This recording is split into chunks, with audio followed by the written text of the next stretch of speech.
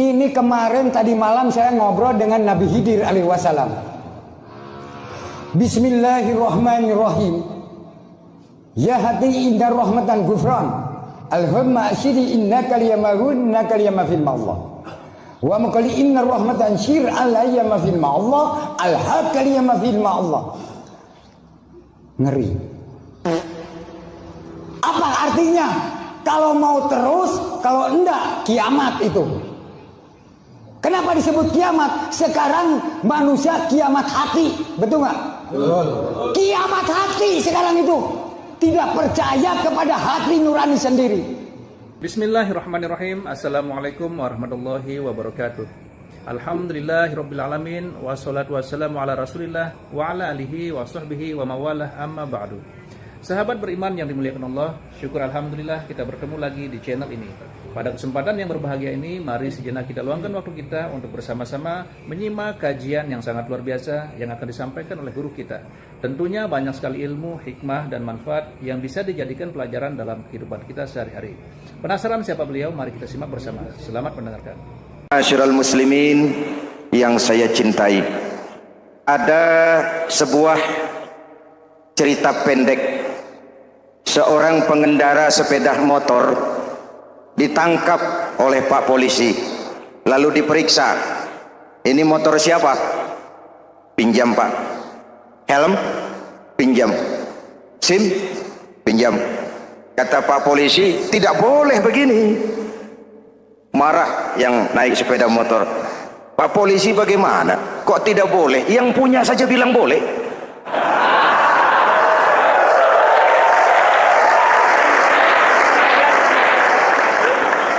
Cerita ini memberikan gambaran bagaimana masyarakat kita sekarang cenderung memboleh-bolehkan diri sendiri, melahirkan permissive society.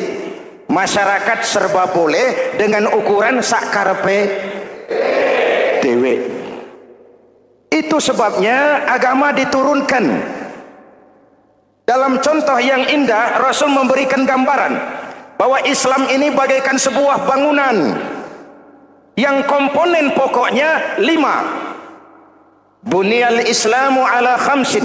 Islam dibangun di atas 5 komponen pokok. Jadi kalau Islam ini ibarat bangunan, unsur penunjang pokoknya itu 5. Mari kita analogkan Islam dengan bangunan. Kalau saudara akan membangun rumah, sebelum pasang tiang, pasang genteng, pasang jendela, apa yang lebih dulu dibangun? Fondasi. Kalau Islam ibarat bangunan, fondasinya adalah syahadatu an la ilaha illallah wa anna muhammadar rasulullah. Ini fondasi. Jikalau kuat fondasi, aman bangunan. Jikalau rapuh fondasi, lentur dan luntur bangunan. Maka kuat atau tidak kuatnya bangunan Islam kita bergantung kepada keyakinan dasar tadi, fondasi. Saya bersaksi tidak ada Tuhan selain Allah, artinya saya tidak akan menyembah kecuali hanya kepada Allah. Orang yang benar fondasinya beres sujudnya. Kalau saya yakin tidak ada Tuhan selain Allah, saya tidak akan minta rezeki kecuali hanya kepada Allah. Orang yang benar fondasinya giat bekerjanya, jauh dari tipu menipu, jauh dari renten, jauh dari riba, jauh dari korupsi, jauh dari judi. Keyakinan memberikan warna terhadap bentuk kepribadian. Kalau saya yakin tidak ada Tuhan selain Allah, saya tidak akan pernah takut kecuali hanya kepada Allah. Saya tidak akan melarikan persoalan kecuali hanya kepada Allah. Saya tidak akan menggantungkan hidup kecuali hanya kepada Allah. Saya tidak akan minta tolong kecuali hanya kepada Allah. Meresap ke dalam jiwa. Untuk keyakinan seperti ini, orang-orang tua kita dahulu berlinang air mata, bersimbah darah, bahkan berkorban nyawa, melaksanakan hijrah untuk mempertahankan keyakinan. Ini intan paling mahal dan ini mutiara paling berharga. Zaman boleh berubah, tapi fondasi tidak boleh goyah. Masa boleh berganti, tapi fondasi jangan sampai mati. Karena iman kita hidup, untuk iman kita berjuang, dan dalam iman kita ingin kembali menghadap Allah Subhanahu. Masih ingat cerita tentang Bilal? Masih? Mengulang kaji saja. Bilal itu budak sahaya.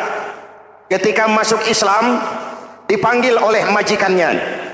Bilal, iya bos. Saya dengar kamu masuk Islam ya? Iya bos. Kok berani-beraninya kamu masuk Islam? Memangnya kamu budak siapa Bilal? Ya budak bos. Bos. Kamu kerja sama siapa? Sama bos.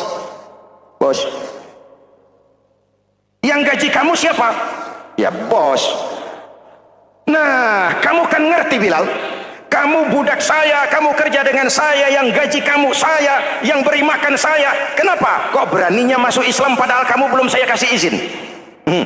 Bos, bos boleh beli badan saya, tapi jangan mimpi bisa membeli jiwa saya. Tuan boleh kuasai badan saya, tapi jangan mimpi bisa menguasai keyakinan saya. Saya memang benar Tuan yang gaji, tapi kan saya digaji, saya kerja. Kerja itu kewajiban saya, gaji itu hak saya. Soal keyakinan, jangan ikut campur bos. Kurang ajar kamu Bilal. Biarin. Bilal, begini saja. Kalau kau mau meninggalkan keyakinanmu, meninggalkan Allah Tuhanmu, kau akan kami merdekakan. Tapi kalau kau tetap dalam keyakinanmu, kamu akan saya siksa sampai mati. Bagaimana? Jangan mimpi bos. Lebih baik mati berkalang tanah daripada hidup berjamin bangkai. Biar saya gugur membela keyakinan daripada hidup jadi penjilat menjual akidah. Itu prinsip.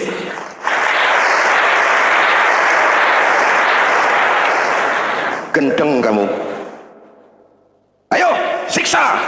Tangannya diikat, dihimpit dengan batu berat, dijemur dengan terik matahari padang pasir, terkelupas kulitnya, mengalir darah dari sekujur badannya, pecah bibirnya. Ayo Bilal, tetap bertuhan Allah dan kau akan mati di sini, atau kembali ke agama lama, kau jadi merdeka. Dari bibir yang pecah itu cuma keluar Allahu Ahad. Bilal, budak badannya, merdeka jiwanya, maka namanya ditulis dengan tinta emas dalam sejarah.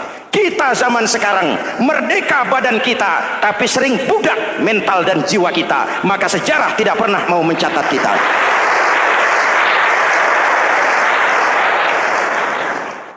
Ma'asyiral muslimin yang saya cintai, fondasi sudah. Lalu apa lagi? Mulai memancangkan tiang. Tiangnya 5. Ada tiang namanya zuhur, asar, maghrib, subuh, isya. Tetapi agar bangunan menjadi kuat, ada tiang-tiang tambahan namanya rawatib dan nawafil. Rawatib itu ba'diyah atau qobliyah, nawafil itu di luar itu. Agar bangunan menjadi kuat, dibentuk pribadi lewat sholat. Apa filsafatnya? Pertama, sholat itu simbol penyerahan total kepada Allah. Kita ini sudah kontrak. Innallaha astara minal mu'minina anfusahum wa amwalahum bi anna lahumul jannah. Allah telah membeli dari orang-orang mukmin diri mereka, harta mereka, bagi mereka adalah surga. Penjual kita orang beriman, pembeli Allah, dagangannya amwal dan anfus, harganya adalah surga. Jelas?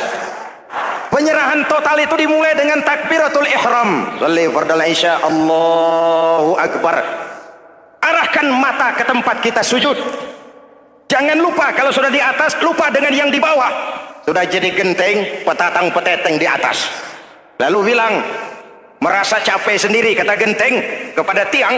Tiang, kamu sih enak, kata genteng. Saya setengah mati di atas. Kehujanan, kepanasan, kadang-kadang anak-anak nakal saya disambitin. Kata tiang, saudara genteng, ngomong jangan sembarangan ya. Kamu kira kamu bisa nongkrong dan nangkring di atas, itu gara-gara siapa genteng? Kan saya yang sokong dari bawah. Kamu jadi pejabat tinggi, jadi anggota ini, anggota itu. Kami rakyat yang angkat. Jangan sudah di atas kami ditekan. Jangan agama dijadikan topeng untuk kepentingan pribadi. Berpolitik untuk kepentingan agama, ayo. Tapi menjual agama untuk kepentingan politik, itu yang merusak agama.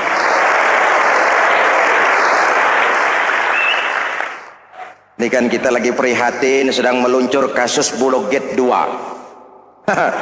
Innalillahi wa inna ilaihi raji'un. Kita lihat sajalah para petinggi kita sekarang bagaimana menyikapi hukum.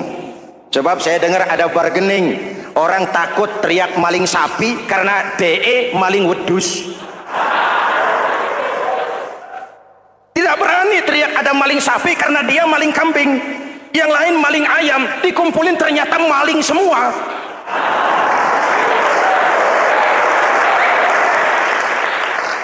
Hadirin yang saya hormati, ini melukai rasa keadilan. Oleh karena itu sholat mengajarkan kepada kita, dalam posisi berdiri lihat tempat sujudmu, jangan menteleng terus ke atas lalu lupa dari mana kita berangkat. Itulah maknanya tawadhu, rendah hati, tidak melonjak angkuh dan sombong. Ada sebuah hadis Rasulullah bersabda, idza aradallahu biqaumin khairan, apabila Allah menginginkan kebaikan kepada satu bangsa, apabila Allah menginginkan kebaikan kepada satu kelompok rakyat, walla alaihim hulama'uhum, maka yang naik jadi pemimpin adalah orang-orang yang santun, orang-orang yang lemah lembut, bukan orang yang menggunakan kekerasan dan tiran, sedikit-sedikit main pecah. Itu terlambat lahir. Mestinya lahir di zaman Hitler, mestinya lahir di zaman Benito Mussolini, atau kalau mau lebih klasik lagi di zaman Fir'aun. Kalau Allah menginginkan kebaikan kepada satu masyarakat, satu bangsa, satu negara, naiklah orang-orang yang santun, yang ngayomi, yang menjadi solusi dan jalan keluar untuk kepentingan rakyatnya, mampu memberikan keteladanan. Saya tertarik dengan pidato Presiden Cina pada saat dilantik. Cina, Presiden Cina pasti tidak tahu Pancasila, pasti tidak kenal Islam. Tapi pidato pelantikannya, berikan saya 100 peti mati, yang 99 akan saya pakai buat koruptor, yang satu akan saya pakai sendiri kalau kamu lihat saya tidak benar. Luar biasa. Yang diperlukan sekarang ini keteladanan, hulama'uhum, sikap ngayomi, mencari jalan keluar, bukan memamerkan kekuasaan, memamerkan kekuatan, arogansi, menghormati perbedaan. Itu ciri demokrasi. Lalu wa qada bainahum ulama'uhum, yang memutuskan hukum adalah pakarnya, ulamanya, mengambil keputusan secara profesional sehingga rakyat beroleh apa yang namanya kepastian hukum, merasa hidup terlindungi, aman dan nyaman.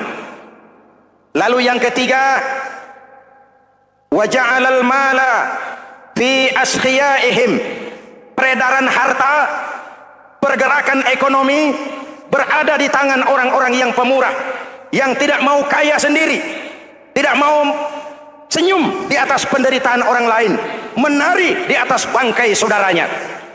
Hadirin yang saya hormati, ini cirinya.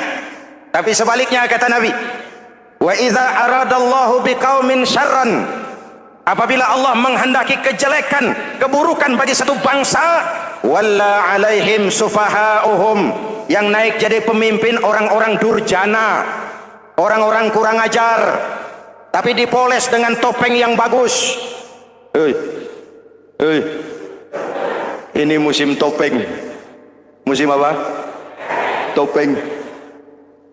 Topeng itu apa perlunya? Menyembunyikan wajah asli. Sekarang ini Dracula berwajah Arjuna. Ini musim topeng. Kita rakyat harus hati-hati dan punya filter, mampu memilah dan memilih. Walla alaihim sufaha'uhum wa qada bainahum juhaluhum, yang memutuskan hukum, yang mengambil keputusan orang-orang bodoh. Wa ja'alal mala fi bukhalaihim, peredaran harta, peredaran ekonomi jatuh di tangan orang-orang yang bakhil, yang tidak punya konsep menciptakan kemakmuran yang merata bagi seluruh rakyat Indonesia.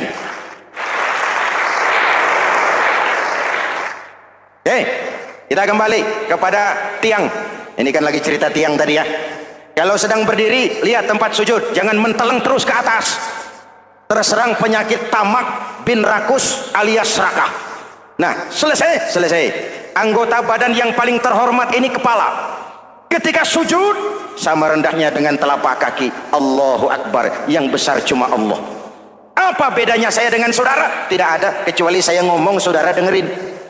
Kita sama-sama beribadah, sama-sama mencari nilai tambah di hadapan Allah. Apa saya lebih penting dari saudara? Belum tentu. Apa saya lebih hebat dari saudara? Belum tentu. Perasaan lebih penting, lebih hebat, lebih jago, setan. Jelas? Ayo tundukkan kepala. Dia sama rendahnya dengan telapak kaki kita. Yang besar cuma Allah. Allahu Akbar. Lalu diakhiri dengan menebarkan salam. Assalamualaikum warahmatullahi. Assalamualaikum warahmatullahi. Menebarkan salam, mewujudkan rasa aman, damai, bukan menimbulkan keresahan. Hadirin yang saya hormati, ini karakteristik kita. Selesai sholat, kembali ke masyarakat, ajaran salam diterjemahkan. Apa? Rasulullah sallallahu alaihi wasallam bersabda, "Ufsus salam, wasilul arham, wa at'imut ta'am, wa sallu bil laili wan nasu niyam, tadkhulul jannata bisalam." Pertama, ufsus salam, tebarkan salam. Tebarkan salam itu bukan cuma kalau ketemu orang, assalamualaikum, assalamualaikum. Ya, itu zahirnya. Tetapi hidup di tengah masyarakat memberikan rasa aman, rasa damai, menjadi pengayom bagi lingkungan, menjadi rahmah bagi semesta. Dalam Islam jangankan manusia, binatang saja dilindungi kok. Betul? Betul? Coba kalau belajar istinja itu kan makruh buang air kecil di tanah yang berlubang. Kenapa? Pertama, melindungi binatang yang ada dalam lubang. Siapa tahu di lubang yang saudara kencingi ada semut sedang rapat membahas Bulog Gate jilid 2. Apa dosanya lalu mati dikencingi? Ini namanya rahmatan lis semut. Binatang saja dilindungi. Ada hadis, kalau kamu menyembelih hewan, sembelilah dengan cara yang terbaik. Jangan menyembelih ayam dengan pisau tumpul. Ini ajaran apa? Ajaran tentang peri kebinatangan. Rahmatan, memberikan rahmah, salam, keselamatan dan kedamaian kepada masyarakat lingkungan. Itu misi seorang muslim. Hadirin, hadirat, ma'asyiral muslimin yang saya cintai. Saya kembali kepada pesan Nabi tadi itu. Pertama, ufsus salam, sebarkan salam. Sekarang ini kan yang banyak sebarkan isu, sebarkan fitnah, hancurkan nama baik orang, hantam orang di mana-mana.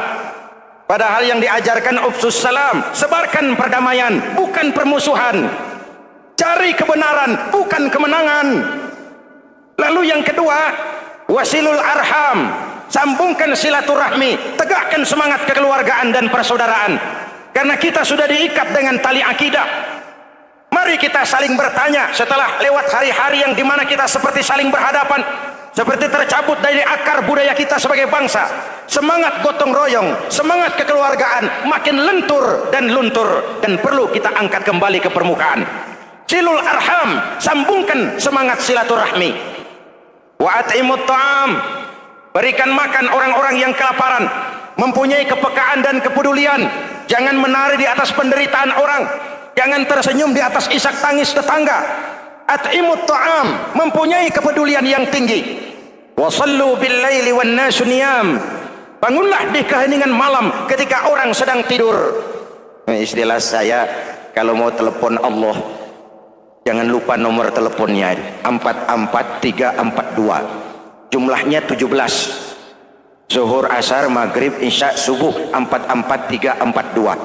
Jangan ragu-ragu, kalau angka cukup telepon sambung, kalau angka kurang hati-hati salah sambung. Pak, mau sambung yang lebih cepat bagaimana? Bisa, selain nomor itu coba pakai sambungan langsung jarak jauh, namanya SLJJ. Kapan? Tengah malam. Kenapa tengah malam? Lebih murah. Lebih murah. Saluran kosong, telepon jarang yang pakai, orang banyak tidur. Wa minal laili fatahajjad bihi nafilatan lak asa ay yab'atsaka rabbuka maqaman mahmuda. Nun, di keheningan malam bangun.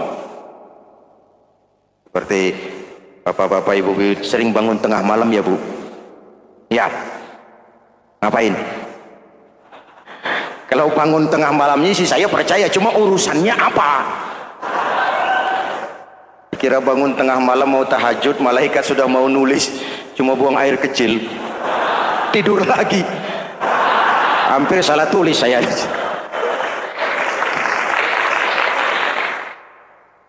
Baik, fondasi sudah Pak. Tiang siap. Lalu apa lagi? Rumah itu supaya ada batas perlu pagar, dinding, tembok. Yang jadi batas, dinding, tembok, puasa. Asyamu junnatun. Puasa adalah dinding, benteng yang menyelamatkan manusia jangan sampai menyentuh wilayah lain. Ada batas-batas dan norma yang diindahkan. Selesai, tembok, dinding, selesai. Pagar, selesai. Lah rumah itu supaya bersih, kan harus ada kamar mandi, jendela, pintu. Yang fungsinya membersihkan zakat. Kalau dia zakatul mal, dia bersihkan harta kita. Kalau dia zakatul fitrah, dia bersihkan jiwa kita. Kalau dia zakatul tijarah, dia bersihkan bisnis kita. Kalau dia zakatul ma'adin, dia bersihkan barang tambang kita.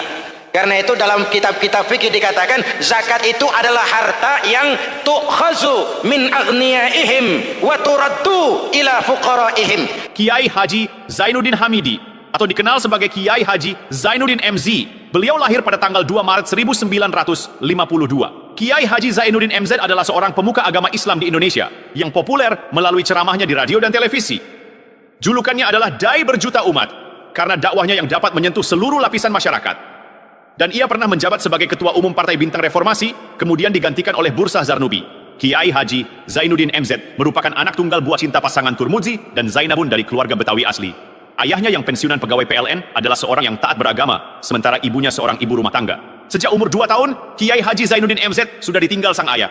Untuk memenuhi kebutuhan hidupnya, sejak kecil Kiai Haji Zainuddin MZ sering membantu sang ibu untuk berjualan nasi uduk. Selama 6 tahun Kiai Haji Zainuddin MZ mengenyam pendidikan di bawah asuhan Kiai Haji Idam Chalid, ulama karismatik asal Kalimantan, sekaligus politisi ulung yang pernah menjabat sebagai Ketua MPR dan Ketua DPR pada periode 1971 sampai 1977. Kiai Haji Zainuddin MZ ini semakin dikenal masyarakat ketika ceramahnya mulai memasuki dunia rekaman. Kasetnya beredar bukan saja di seluruh pelosok Nusantara, tetapi juga ke beberapa negara Asia. Kiai Haji Zainuddin MZ pernah diangkat menjadi anggota Majelis Permusyawaratan Rakyat Republik Indonesia periode 1997 sampai 1999. Beliau pernah mengisi di suatu acara TV seperti acara Tabligh Akbar Ramadan, Indosiar mulai dari tahun 2000 sampai tahun 2001. Acara TV pengantar sahur dan berbuka puasa, Indosiar dari tahun 1999 sampai 2002. Dakwah puasa acara TV SCTV dari tahun 1991 sampai 2001. Kiai Haji Zainuddin MZ meninggal dunia pada 5 Juli 2011 dalam perjalanan menuju Rumah Sakit Pusat Pertamina karena serangan jantung dan gula darah. Ia meninggal setelah sarapan bersama keluarga di rumahnya Gandaria 1, Kebayoran Baru, Jakarta Selatan. Itulah biografi singkat dari beliau. Mari kita kirimkan Al-Fatihah untuk beliau, Kiai Haji Zainuddin MZ. Jikalau kuat fondasi, aman bangunan. Jikalau rapuh fondasi, lentur dan luntur bangunan. Maka kuat atau tidak kuatnya bangunan Islam kita bergantung kepada keyakinan dasar tadi, fondasi. Saya bersaksi tidak ada Tuhan selain Allah, artinya saya tidak akan menyembah kecuali hanya kepada Allah. Orang yang benar fondasinya beres sujudnya. Kalau saya yakin tidak ada Tuhan selain Allah, saya tidak akan minta rezeki kecuali hanya kepada Allah. Orang yang benar fondasinya giat bekerjanya, jauh dari tipu menipu, jauh dari renten, jauh dari riba, jauh dari korupsi, jauh dari judi. Keyakinan memberikan warna terhadap bentuk kepribadian. Kalau saya yakin tidak ada Tuhan selain Allah, saya tidak akan pernah takut kecuali hanya kepada Allah. Saya tidak akan melarikan persoalan kecuali hanya kepada Allah. Saya tidak akan menggantungkan hidup kecuali hanya kepada Allah. Saya tidak akan minta tolong kecuali hanya kepada Allah. Meresap ke dalam jiwa. Untuk keyakinan seperti ini, orang-orang tua kita dahulu berlinang air mata, bersimbah darah, bahkan berkorban nyawa, melaksanakan hijrah untuk mempertahankan keyakinan. Ini intan paling mahal dan ini mutiara paling berharga. Zaman boleh berubah, tapi fondasi tidak boleh goyah. Masa boleh berganti, tapi fondasi jangan sampai mati. Karena iman kita hidup, untuk iman kita berjuang, dan dalam iman kita ingin kembali menghadap Allah Subhanahu. Masih ingat cerita tentang Bilal? Masih? Mengulang kaji saja. Bilal itu budak sahaya. Ketika masuk Islam, dipanggil oleh majikannya. Bilal, iya bos. Saya dengar kamu masuk Islam ya? Iya bos. Kok berani-beraninya kamu masuk Islam? Memangnya kamu budak siapa Bilal? Ya budak bos. Bos. Kamu kerja sama siapa? Sama bos. Bos. Yang gaji kamu siapa? Ya bos. Nah, kamu kan ngerti Bilal. Kamu budak saya, kamu kerja dengan saya, yang gaji kamu saya, yang beri makan saya. Kenapa? Kok beraninya masuk Islam padahal kamu belum saya kasih izin? Bos, bos boleh beli badan saya, tapi jangan mimpi bisa membeli jiwa saya. Tuhan boleh kuasai badan saya, tapi jangan mimpi bisa menguasai keyakinan saya. Saya memang benar Tuhan yang gaji, tapi kan saya digaji, saya kerja. Kerja itu kewajiban saya, gaji itu hak saya. Soal keyakinan, jangan ikut campur bos. Kurang ajar kamu Bilal. Biarin. Bilal, begini saja. Kalau kau mau meninggalkan keyakinanmu, meninggalkan Allah Tuhanmu, kau akan kami merdekakan. Tapi kalau kau tetap dalam keyakinanmu, kamu akan saya siksa sampai mati. Bagaimana? Jangan mimpi bos. Lebih baik mati berkalang tanah daripada hidup bercermin bangkai. Biar saya gugur membela keyakinan daripada hidup jadi penjilat menjual akidah. Itu prinsip. Masya Allah, sangat luar biasa kajian yang sudah disampaikan oleh guru kita. Sahabat beriman yang dirahmati Allah, tetaplah di channel ini karena kajian ini belum selesai. Tentunya masih banyak lagi hal-hal menarik yang akan kita dengarkan bersama dari guru kita. Tetaplah di channel ini dan mari kita lanjutkan kembali. Selamat mendengarkan. Gendeng kamu. Ayo siksa. Tangannya diikat, dihimpit dengan batu berat, dijemur dengan terik matahari padang pasir, terkelupas kulitnya, mengalir darah dari sekujur badannya, pecah bibirnya. Ayo Bilal, tetap bertuhan Allah dan kau akan mati di sini, atau kembali ke agama lama, kau jadi merdeka. Dari bibir yang pecah itu cuma keluar Allahu Ahad. Bilal budak badannya, merdeka jiwanya, maka namanya ditulis dengan tinta emas dalam sejarah. Kita zaman sekarang merdeka badan kita, tapi sering budak mental dan jiwa kita, maka sejarah tidak pernah mau mencatat kita.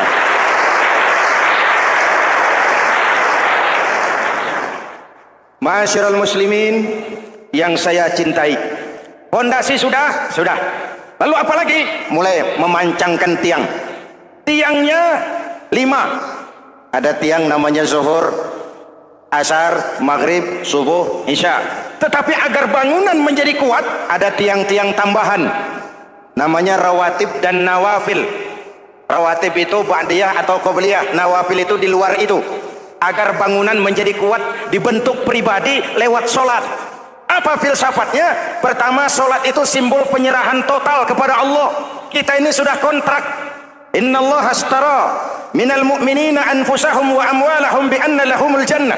Allah telah membeli dari orang-orang mukmin diri mereka, harta mereka, bagi mereka adalah surga. Penjual kita orang beriman, pembeli Allah, dagangannya amwal dan anfus, harganya adalah surga. Jelas? Penyerahan total itu dimulai dengan takbiratul ihram. Shalli fardal isya, Allahu akbar. Arahkan mata ke tempat kita sujud. Jangan lupa kalau sudah di atas, lupa dengan yang di bawah. Sudah jadi genteng, petatang peteteng di atas. Lalu bilang, merasa capek sendiri, kata genteng kepada tiang. Tiang, kamu sih enak, kata genteng. Saya setengah mati di atas. Kehujanan, kepanasan, kadang-kadang anak-anak nakal saya disambitin. Kata tiang, saudara genteng, ngomong jangan sembarangan ya. Kamu kira kamu bisa nongkrong dan nangkring di atas, itu gara-gara siapa genteng? Kan saya yang sokong dari bawah.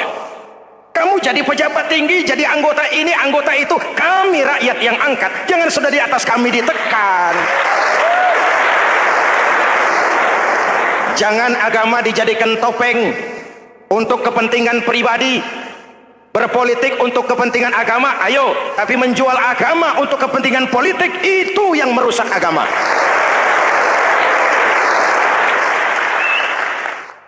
Ini kan kita lagi prihatin sedang meluncur kasus Bulog Gate 2. Innalillahi wa inna ilaihi raji'un.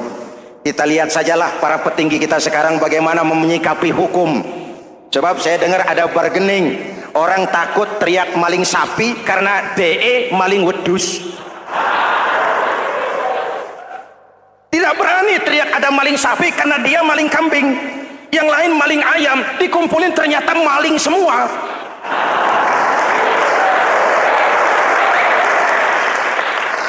Hadirin yang saya hormati, ini melukai rasa keadilan. Oleh karena itu sholat mengajarkan kepada kita, dalam posisi berdiri lihat tempat sujudmu, jangan menteleng terus ke atas lalu lupa dari mana kita berangkat.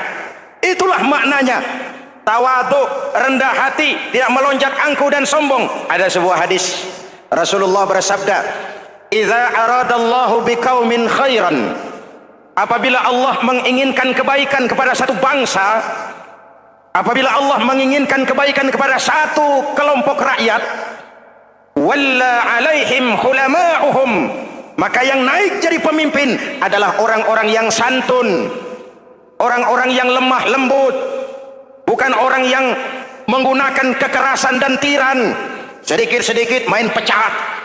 Itu terlambat lahir. Mestinya lahir di zaman Hitler, mestinya lahir di zaman Benito Mussolini, atau kalau mau lebih klasik lagi di zaman Fir'aun. Kalau Allah menginginkan kebaikan kepada satu masyarakat, satu bangsa, satu negara, naiklah orang-orang yang santun, yang ngayomi, yang menjadi solusi dan jalan keluar untuk kepentingan rakyatnya, mampu memberikan keteladanan. Saya tertarik dengan pidato Presiden Cina pada saat dilantik. Presiden Cina pasti tidak tahu Pancasila, pasti tidak kenal Islam, tapi pidato pelantikannya, berikan saya 100 peti mati, yang 99 akan saya pakai buat koruptor, yang satu akan saya pakai sendiri kalau kamu lihat saya tidak benar. Luar biasa. Yang diperlukan sekarang ini keteladanan, hulama'uhum, sikap ngayomi, mencari jalan keluar, bukan memamerkan kekuasaan, memamerkan kekuatan, arogansi, menghormati perbedaan. Itu ciri demokrasi.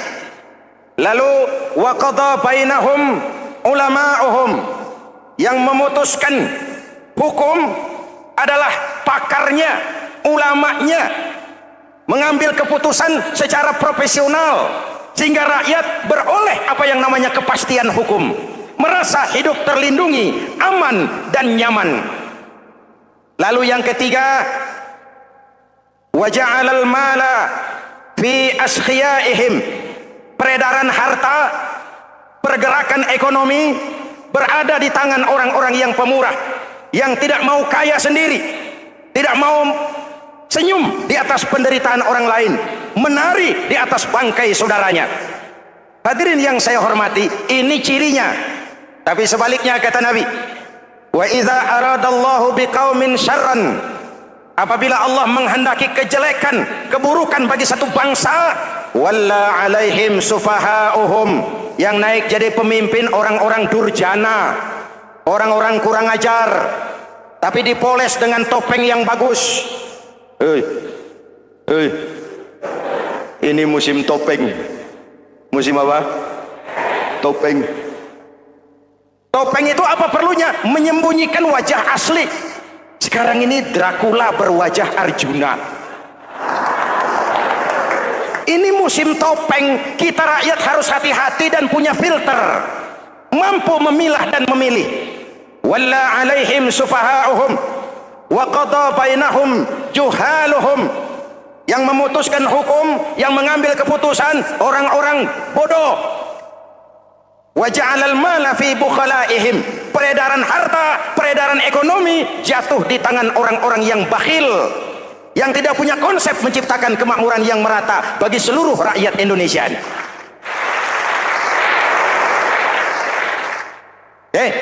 Kita kembali kepada tiang. Ini kan lagi cerita tiang tadi ya. Kalau sedang berdiri, lihat tempat sujud, jangan menteleng terus ke atas. Terserang penyakit tamak bin rakus alias serakah. Nah, selesai. Anggota badan yang paling terhormat ini kepala. Ketika sujud sama rendahnya dengan telapak kaki. Allahu Akbar, yang besar cuma Allah. Apa bedanya saya dengan saudara? Tidak ada, kecuali saya ngomong saudara dengerin. Kita sama-sama beribadah, sama-sama mencari nilai tambah di hadapan Allah. Apa saya lebih penting dari saudara? Belum tentu. Apa saya lebih hebat dari saudara? Belum tentu. Perasaan lebih penting, lebih hebat, lebih jago setan. Jelas?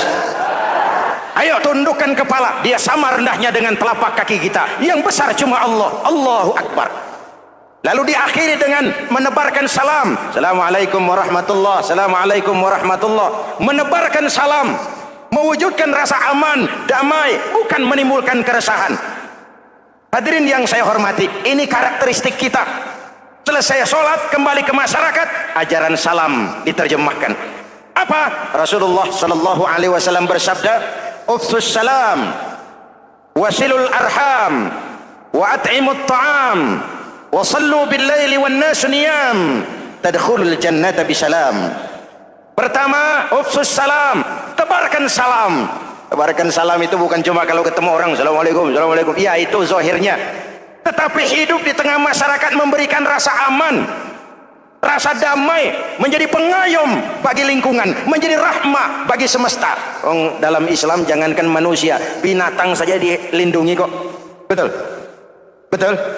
Coba kalau belajar istinja itu kan makruh buang air kecil di tanah yang berlubang.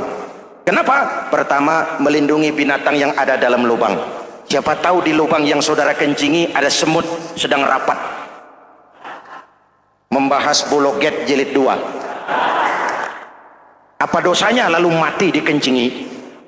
Ini namanya rahmatan lis semut. Binatang saja dilindungi. Ada hadis, kalau kamu menyembelih hewan, sembelilah dengan cara yang terbaik. Jangan menyembelih ayam dengan pisau tumpul. Ini ajaran apa? Ajaran tentang peri kebinatangan. Rahmatan, memberikan rahmah, salam, keselamatan dan kedamaian kepada masyarakat lingkungan. Itu misi seorang muslim. Hadirin, hadirat, ma'asyiral muslimin yang saya cintai. Saya kembali kepada pesan Nabi tadi itu. Pertama, ufsus salam, sebarkan salam. Sekarang ini kan yang banyak sebarkan isu, sebarkan fitnah, hancurkan nama baik orang, hantam orang di mana-mana. Padahal yang diajarkan ufsus salam, sebarkan perdamaian, bukan permusuhan. Cari kebenaran, bukan kemenangan. Lalu yang kedua, wasilul arham, sambungkan silaturahmi, tegakkan semangat kekeluargaan dan persaudaraan. Karena kita sudah diikat dengan tali akidah. Mari kita saling bertanya setelah lewat hari-hari yang dimana kita seperti saling berhadapan, seperti tercabut dari akar budaya kita sebagai bangsa. Semangat gotong royong, semangat kekeluargaan makin lentur dan luntur, dan perlu kita angkat kembali ke permukaan. Silul arham, sambungkan semangat silaturahmi. Wa at'imut ta'am, berikan makan orang-orang yang kelaparan, mempunyai kepekaan dan kepedulian. Jangan menari di atas penderitaan orang, jangan tersenyum di atas isak tangis tetangga. At'imut ta'am, mempunyai kepedulian yang tinggi. Wa sallu bil laili wan nasu niyam, bangunlah di keheningan malam ketika orang sedang tidur. Istilah saya, kalau mau telepon Allah, jangan lupa nomor teleponnya itu 44342, jumlahnya 17. Zuhur, asar, maghrib, isya, subuh, 44342. Jangan ragu-ragu, kalau angka cukup telepon sambung, kalau angka kurang hati-hati salah sambung. Pak, mau sambung yang lebih cepat bagaimana? Bisa, selain nomor itu coba pakai sambungan langsung jarak jauh, namanya SLJJ. Kapan? Tengah malam. Kenapa tengah malam? Lebih murah. Lebih murah. Saluran kosong, telepon jarang yang pakai, orang banyak tidur.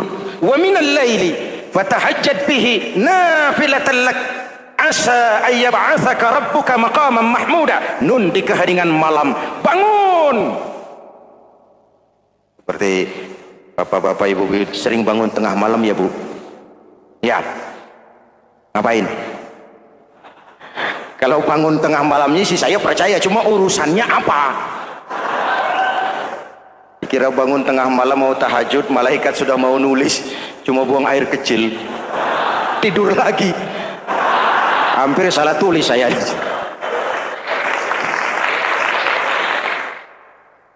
Baik, fondasi sudah Pak. Tiang siap. Lalu apa lagi? Nah, rumah itu supaya ada batas, perlu pagar, dinding, tembok. Yang jadi batas, dinding, tembok, puasa. Asyamu junnatun. Puasa adalah dinding, benteng yang menyelamatkan manusia jangan sampai menyentuh wilayah lain. Ada batas-batas dan norma yang diindahkan. Selesai, tembok, dinding, selesai. Pagar, selesai. Lah rumah itu supaya bersih, kan harus ada kamar mandi, jendela, pintu yang fungsinya membersihkan zakat. Kalau dia zakatul mal, dia bersihkan harta kita. Kalau dia zakatul fitrah, dia bersihkan jiwa kita. Kalau dia zakatul tijarah, dia bersihkan bisnis kita. Kalau dia zakatul ma'adin, dia bersihkan barang tambang kita. Karena itu dalam kitab-kitab fikih dikatakan zakat itu adalah harta yang tu'khazu min aghniyaihim wa turaddu ila fuqaraihim. Jikalau kuat fondasi, aman bangunan. Jikalau rapuh fondasi, lentur dan luntur bangunan. Maka kuat atau tidak kuatnya bangunan Islam kita bergantung kepada keyakinan dasar tadi, fondasi. Saya bersaksi tidak ada Tuhan selain Allah, artinya saya tidak akan menyembah kecuali hanya kepada Allah. Orang yang benar fondasinya beres sujudnya. Kalau saya yakin tidak ada Tuhan selain Allah, saya tidak akan minta rezeki kecuali hanya kepada Allah. Orang yang benar fondasinya, giat bekerjanya, jauh dari tipu menipu, jauh dari renten, jauh dari riba, jauh dari korupsi, jauh dari judi. Keyakinan memberikan warna terhadap bentuk kepribadian. Kalau saya yakin tidak ada Tuhan selain Allah, saya tidak akan pernah takut kecuali hanya kepada Allah. Saya tidak akan melarikan persoalan kecuali hanya kepada Allah. Saya tidak akan menggantungkan hidup kecuali hanya kepada Allah. Saya tidak akan minta tolong kecuali hanya kepada Allah. Meresap ke dalam jiwa. Untuk keyakinan seperti ini, orang-orang tua kita dahulu berlinang air mata, bersimbah darah, bahkan berkorban nyawa, melaksanakan hijrah untuk mempertahankan keyakinan. Ini intan paling mahal dan ini mutiara paling berharga. Zaman boleh berubah, tapi pondasi tidak boleh goyah. Masa boleh berganti, tapi pondasi jangan sampai mati. Karena iman kita hidup, untuk iman kita berjuang, dan dalam iman kita ingin kembali menghadap Allah Subhanahu. Masih ingat cerita tentang Bilal? Masih? Mengulang kaji saja. Bilal itu budak sahaya. Ketika masuk Islam dipanggil oleh majikannya. Bilal, iya bos. Saya dengar kamu masuk Islam ya? Iya bos. Kok berani-beraninya kamu masuk Islam? Memangnya kamu budak siapa Bilal? Ya budak bos. Bos. Kamu kerja sama siapa? Sama bos. Bos. Yang gaji kamu siapa? Ya bos. Nah, kamu kan ngerti Bilal. Kamu budak saya, kamu kerja dengan saya, yang gaji kamu saya, yang beri makan saya. Kenapa? Kok beraninya masuk Islam padahal kamu belum saya kasih izin? Bos, bos boleh beli badan saya, tapi jangan mimpi bisa membeli jiwa saya. Tuhan boleh kuasai badan saya, tapi jangan mimpi bisa menguasai keyakinan saya. Saya memang benar Tuhan yang gaji, tapi kan saya digaji, saya kerja. Kerja itu kewajiban saya, gaji itu hak saya. Soal keyakinan, jangan ikut campur bos. Kurang ajar kamu Bilal. Biarin. Bilal, begini saja. Kalau kau mau meninggalkan keyakinanmu, meninggalkan Allah Tuhanmu, kau akan kami merdekakan. Tapi kalau kau tetap dalam keyakinanmu, kamu akan saya siksa sampai mati. Bagaimana? Jangan mimpi bos. Lebih baik mati berkalang tanah daripada hidup bercermin bangkai. Biar saya gugur membela keyakinan daripada hidup jadi pencilat menjual akidah. Itu prinsip.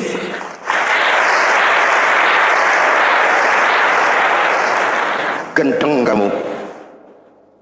Ayo, siksa disiksa, tangannya diikat, dihimpit dengan batu berat, dijemur dengan terik matahari padang pasir, terkelupas kulitnya, mengalir darah dari sekujur badannya, pecah bibirnya. Ayo Bilal, tetap bertuhan Allah dan kau akan mati di sini, atau kembali ke agama lama, kau jadi merdeka. Dari bibir yang pecah itu cuma keluar Allahu Ahad. Bilal, budak badannya, merdeka jiwanya, maka namanya ditulis dengan tinta emas dalam sejarah. Kita zaman sekarang merdeka badan kita, tapi sering budak mental dan jiwa kita, maka sejarah tidak pernah mau mencatat kita.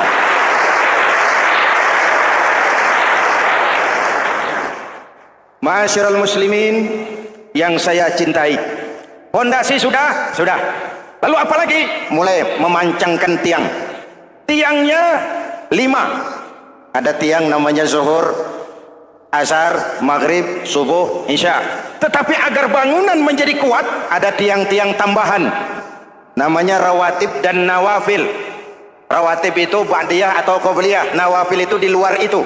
Agar bangunan menjadi kuat, dibentuk pribadi lewat sholat. Apa filsafatnya? Pertama, sholat itu simbol penyerahan total kepada Allah. Kita ini sudah kontrak. Innallaha ashtara minal mu'minina anfusahum wa amwalahum bi anna lahumul jannah. Allah telah membeli dari orang-orang mukmin diri mereka, harta mereka, bagi mereka adalah surga. Penjual kita orang beriman, pembeli Allah, dagangannya amwal dan anfus, harganya adalah surga. Jelas? Penyerahan total itu dimulai dengan takbiratul ihram. Shalli fardal isya, Allahu akbar. Arahkan mata ke tempat kita sujud. Jangan lupa kalau sudah di atas, lupa dengan yang di bawah. Sudah jadi genteng, petatang peteteng di atas. Lalu bilang, merasa capek sendiri, kata genteng kepada tiang. Tiang, kamu sih enak, kata genteng. Saya setengah mati di atas. Kehujanan, kepanasan, kadang-kadang anak-anak nakal saya disambitin. Kata tiang, saudara genteng, ngomong jangan sembarangan ya. Kamu kira kamu bisa nongkrong dan nangkring di atas, itu gara-gara siapa genteng? Kan saya yang sokong dari bawah. Kamu jadi pejabat tinggi, jadi anggota ini, anggota itu. Kami rakyat yang angkat. Jangan sudah di atas kami ditekan. Jangan agama dijadikan topeng untuk kepentingan pribadi. Berpolitik untuk kepentingan agama, ayo. Tapi menjual agama untuk kepentingan politik, itu yang merusak agama.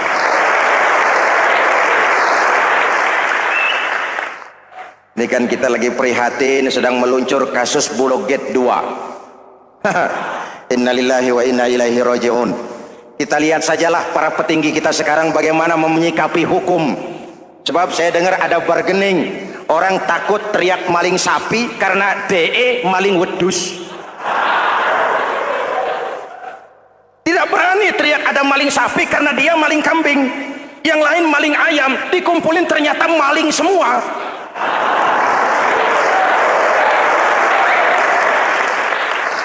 Hadirin yang saya hormati, ini melukai rasa keadilan. Oleh karena itu, sholat mengajarkan kepada kita dalam posisi berdiri, lihat tempat sujudmu, jangan menteleng terus ke atas lalu lupa dari mana kita berangkat.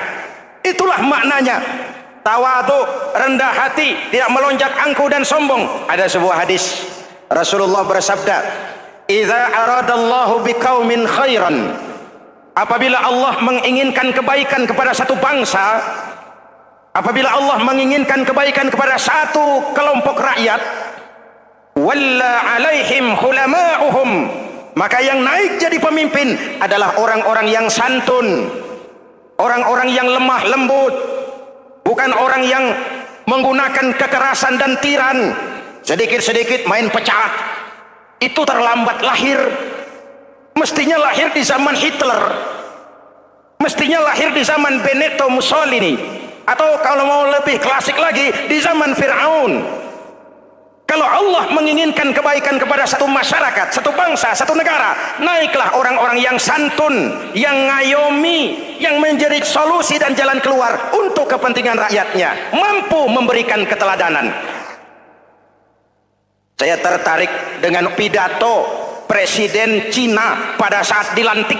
Cina, Presiden Cina pasti tidak tahu Pancasila, pasti tidak kenal Islam, tapi pidato pelantikannya, berikan saya 100 peti mati, yang 99 akan saya pakai buat koruptor, yang satu akan saya pakai sendiri kalau kamu lihat saya tidak benar. Luar biasa.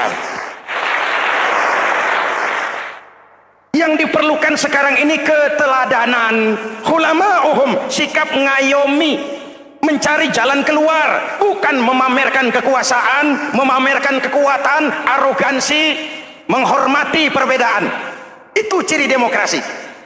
Lalu wa qadha bainahum ulama'uhum, yang memutuskan hukum adalah pakarnya, ulamanya, mengambil keputusan secara profesional sehingga rakyat beroleh apa yang namanya kepastian hukum, merasa hidup terlindungi, aman dan nyaman. Lalu yang ketiga, wa ja'alal mala fi askhiyaihim, peredaran harta, pergerakan ekonomi berada di tangan orang-orang yang pemurah, yang tidak mau kaya sendiri, tidak mau senyum di atas penderitaan orang lain, menari di atas bangkai saudaranya. Hadirin yang saya hormati, ini cirinya. Tapi sebaliknya kata Nabi, wa idza aradallahu biqaumin syarran, apabila Allah menghendaki kejelekan, keburukan bagi satu bangsa, walla alaihim sufahauhum, yang naik jadi pemimpin orang-orang durjana, orang-orang kurang ajar, tapi dipoles dengan topeng yang bagus. Hei, hei, ini musim topeng. Musim apa? Topeng. Topeng itu apa perlunya? Menyembunyikan wajah asli. Sekarang ini Dracula berwajah Arjuna. Ini musim topeng. Kita rakyat harus hati-hati dan punya filter, mampu memilah dan memilih. Walla alaihim sufahauhum wa qada bainahum juhaluhum, yang memutuskan hukum, yang mengambil keputusan orang-orang bodoh. Wa ja'alal mala fi bukhalaihim, peredaran harta, peredaran ekonomi jatuh di tangan orang-orang yang bakhil, yang tidak punya konsep menciptakan kemakmuran yang merata bagi seluruh rakyat Indonesia.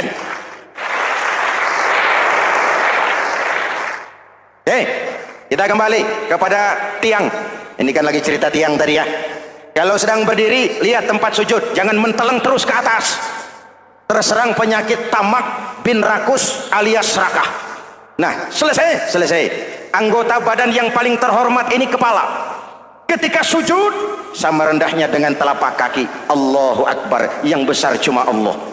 Apa bedanya saya dengan saudara? Tidak ada, kecuali saya ngomong saudara dengerin. Kita sama-sama beribadah, sama-sama mencari nilai tambah di hadapan Allah. Apa saya lebih penting dari saudara? Belum tentu. Apa saya lebih hebat dari saudara? Belum tentu. Perasaan lebih penting, lebih hebat, lebih jago, setan. Jelas? Ayo tundukkan kepala. Dia sama rendahnya dengan telapak kaki kita. Yang besar cuma Allah. Allahu Akbar. Lalu diakhiri dengan menebarkan salam. Assalamualaikum warahmatullah. Assalamualaikum warahmatullah. Menebarkan salam, mewujudkan rasa aman, damai, bukan menimbulkan keresahan. Hadirin yang saya hormati, ini karakteristik kita. Selesai sholat, kembali ke masyarakat, ajaran salam diterjemahkan. Apa? Rasulullah sallallahu alaihi wasallam bersabda, "Ufsus salam, wasilul arham, wa at'imut ta'am, wa sallu bil laili wan nasu niyam, tadkhulul jannata bisalam." Pertama, ufsus salam, tebarkan salam. Tebarkan salam itu bukan cuma kalau ketemu orang, assalamualaikum, assalamualaikum. Ya, itu zahirnya. Tetapi hidup di tengah masyarakat memberikan rasa aman, rasa damai, menjadi pengayom bagi lingkungan, menjadi rahmah bagi semesta. Dalam Islam jangankan manusia, binatang saja dilindungi kok. Betul? Betul? Coba kalau belajar istinja itu kan makruh buang air kecil di tanah yang berlubang. Kenapa? Pertama, melindungi binatang yang ada dalam lubang. Siapa tahu di lubang yang saudara kencingi ada semut sedang rapat membahas Bulog Gate jilid 2. Apa dosanya lalu mati dikencingi? Ini namanya rahmatan lissemut. Binatang saja dilindungi. Ada hadis, kalau kamu menyembelih hewan, sembelilah dengan cara yang terbaik. Jangan menyembelih ayam dengan pisau tumpul. Ini ajaran apa? Ajaran tentang peri kebinatangan. Rahmatan, memberikan rahmah, salam, keselamatan dan kedamaian kepada masyarakat lingkungan. Itu misi seorang muslim. Hadirin, hadirat, ma'asyiral muslimin yang saya cintai. Saya kembali kepada pesan Nabi tadi itu. Pertama, ufsus salam, sebarkan salam. Sekarang ini kan yang banyak sebarkan isu, sebarkan fitnah, hancurkan nama baik orang, hantam orang di mana-mana. Padahal yang diajarkan ufsus salam, sebarkan perdamaian, bukan permusuhan. Cari kebenaran, bukan kemenangan. Lalu yang kedua, wasilul arham, sambungkan silaturahmi, tegakkan semangat kekeluargaan dan persaudaraan. Karena kita sudah diikat dengan tali akidah. Mari kita saling bertanya setelah lewat hari-hari yang dimana kita seperti saling berhadapan, seperti tercabut dari akar budaya kita sebagai bangsa. Semangat gotong royong, semangat kekeluargaan makin lentur dan luntur, dan perlu kita angkat kembali ke permukaan. Silul arham, sambungkan semangat silaturahmi. Wa at'imut ta'am, berikan makan orang-orang yang kelaparan, mempunyai kepekaan dan kepedulian. Jangan menari di atas penderitaan orang, jangan tersenyum di atas isak tangis tetangga. At'imut ta'am, mempunyai kepedulian yang tinggi. Wa sallu bil laili wan nasu niyam, bangunlah di keheningan malam ketika orang sedang tidur. Istilah saya, kalau mau telepon Allah, jangan lupa nomor teleponnya, 44342. Jumlahnya 17. Zuhur, asar, maghrib, isya, subuh, 44342. Jangan ragu-ragu, kalau angka cukup telepon sambung. Kalau angka kurang, hati-hati salah sambung. Pak, mau sambung yang lebih cepat bagaimana?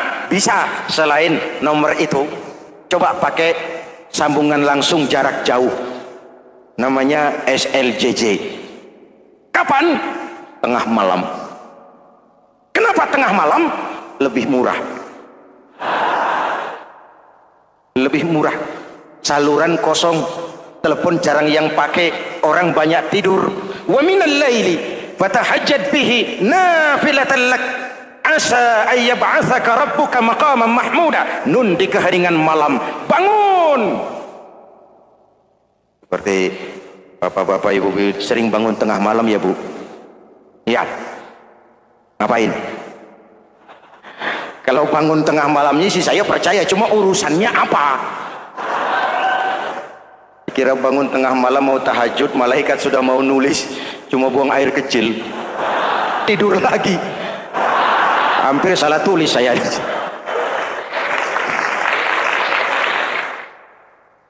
Baik. Fondasi sudah Pak. Tiang siap? Siap. Lalu apa lagi? Nah, rumah itu supaya ada batas, perlu pagar, dinding, tembok. Yang jadi batas, dinding, tembok, puasa. Asyamu junnatun. Puasa adalah dinding, benteng yang menyelamatkan manusia jangan sampai menyentuh wilayah lain. Ada batas-batas dan norma yang diindahkan. Selesai tembok, dinding, selesai. Pagar, selesai. Lah rumah itu supaya bersih kan harus ada kamar mandi, jendela, pintu yang fungsinya membersihkan zakat. Kalau dia zakatul mal, dia bersihkan harta kita. Kalau dia zakatul fitrah, dia bersihkan jiwa kita. Kalau dia zakatul tijarah, dia bersihkan bisnis kita. Kalau dia zakatul ma'adin, dia bersihkan barang tambang kita. Karena itu dalam kitab-kitab fikih dikatakan zakat itu adalah harta yang tu'khazu min aghniyaihim wa turaddu. Alhamdulillahirrabbilalamin. Demikianlah kajian penuh ilmu, hikmah dan manfaat yang sudah kita dengarkan bersama dari guru kita. Semoga tausiah yang beliau sampaikan menjadi ilmu yang bermanfaat dalam kehidupan kita sehari-hari, dan semoga kita semua bisa istiqomah dalam mengamalkannya. Amin ya rabbal alamin.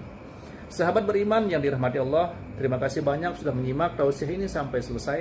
Doa dan harapan saya semoga sahabat semua selalu diberikan kesehatan, dimudahkan segala urusannya, dan dilancarkan rezekinya. Amin ya rabbal alamin. Demikian yang dapat saya bagikan, kurang lebihnya mohon maaf. Sampai bertemu lagi di kajian berikutnya. Wabillahi taufik wal hidayah wa ridha wal inayah. Wassalamualaikum warahmatullahi wabarakatuh.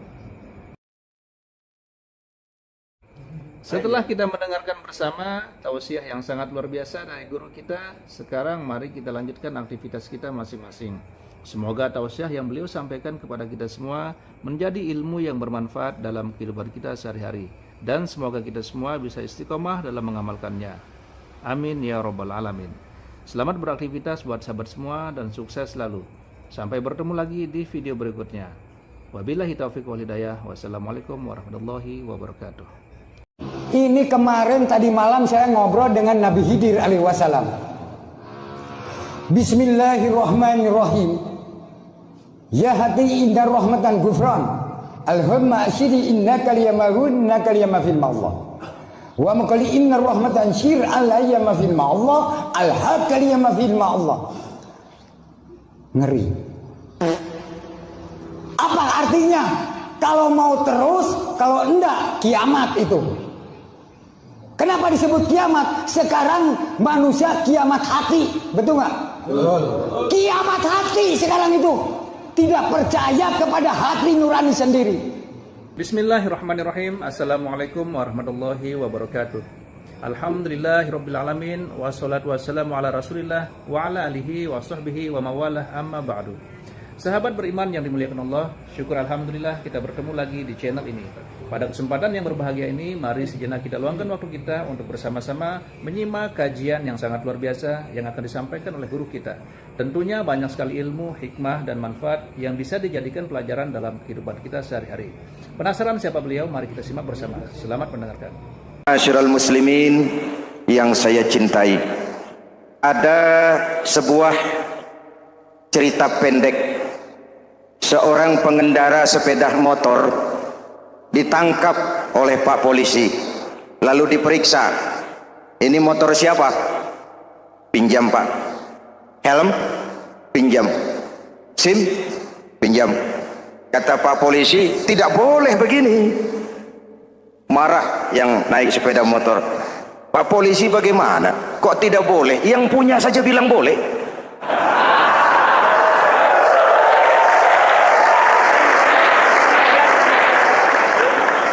Cerita ini memberikan gambaran bagaimana masyarakat kita sekarang cenderung memboleh-bolehkan diri sendiri, melahirkan permissive society.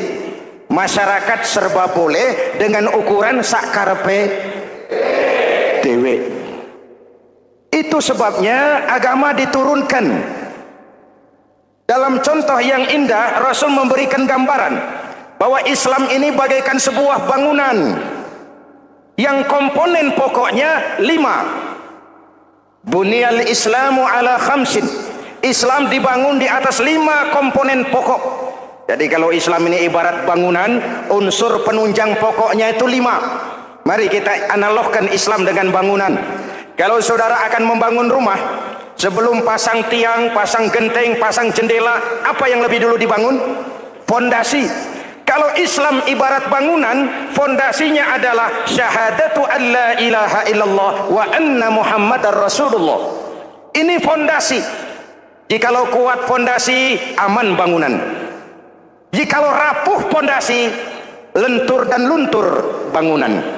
Maka kuat atau tidak kuatnya bangunan Islam kita bergantung kepada keyakinan dasar tadi, fondasi. Saya bersaksi tidak ada Tuhan selain Allah, artinya saya tidak akan menyembah kecuali hanya kepada Allah. Orang yang benar fondasinya beres sujudnya. Kalau saya yakin tidak ada Tuhan selain Allah, saya tidak akan minta rezeki kecuali hanya kepada Allah. Orang yang benar fondasinya giat bekerjanya, jauh dari tipu menipu, jauh dari renten, jauh dari riba, jauh dari korupsi, jauh dari judi. Keyakinan memberikan warna terhadap bentuk kepribadian. Kalau saya yakin tidak ada Tuhan selain Allah, saya tidak akan pernah takut kecuali hanya kepada Allah. Saya tidak akan melarikan persoalan kecuali hanya kepada Allah. Saya tidak akan menggantungkan hidup kecuali hanya kepada Allah. Saya tidak akan minta tolong kecuali hanya kepada Allah. Meresap ke dalam jiwa. Untuk keyakinan seperti ini, orang-orang tua kita dahulu berlinang air mata, bersimbah darah, bahkan berkorban nyawa, melaksanakan hijrah untuk mempertahankan keyakinan. Ini intan paling mahal dan ini mutiara paling berharga. Zaman boleh berubah, tapi pondasi tidak boleh goyah. Masa boleh berganti, tapi pondasi jangan sampai mati. Karena iman kita hidup, untuk iman kita berjuang, dan dalam iman kita ingin kembali menghadap Allah Subhanahu. Masih ingat cerita tentang Bilal? Masih? Mengulang kaji saja. Bilal itu budak sahaya. Ketika masuk Islam, dipanggil oleh majikannya. Bilal, iya bos. Saya dengar kamu masuk Islam ya? Iya bos. Kok berani-beraninya kamu masuk Islam? Memangnya kamu budak siapa Bilal? Ya budak bos. Bos. Kamu kerja sama siapa? Sama bos. Bos. Yang gaji kamu siapa? Ya bos. Nah, kamu kan ngerti Bilal. Kamu budak saya, kamu kerja dengan saya, yang gaji kamu saya, yang beri makan saya. Kenapa? Kok beraninya masuk Islam padahal kamu belum saya kasih izin? Bos, bos boleh beli badan saya, tapi jangan mimpi bisa membeli jiwa saya. Tuhan boleh kuasai badan saya, tapi jangan mimpi bisa menguasai keyakinan saya. Saya memang benar Tuhan yang gaji, tapi kan saya digaji, saya kerja. Kerja itu kewajiban saya, gaji itu hak saya. Soal keyakinan jangan ikut campur bos. Kurang ajar kamu Bilal. Biarin Bilal. Begini saja, kalau kau mau meninggalkan keyakinanmu, meninggalkan Allah Tuhanmu, kau akan kami merdekakan. Tapi kalau kau tetap dalam keyakinanmu, kamu akan saya siksa sampai mati. Bagaimana? Jangan mimpi bos. Lebih baik mati berkalang tanah daripada hidup bercermin bangkai. Biar saya gugur membela keyakinan daripada hidup jadi pencilat menjual akidah. Itu prinsip.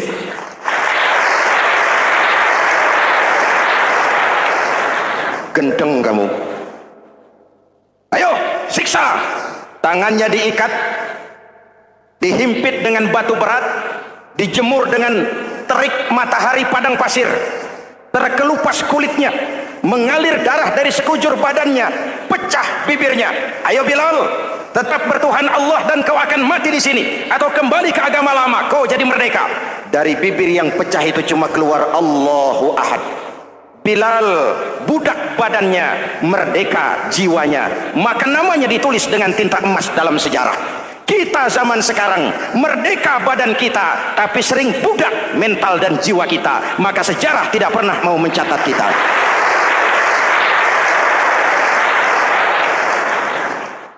Masyarul muslimin yang saya cintai, fondasi sudah. Lalu apa lagi? Mulai memancangkan tiang.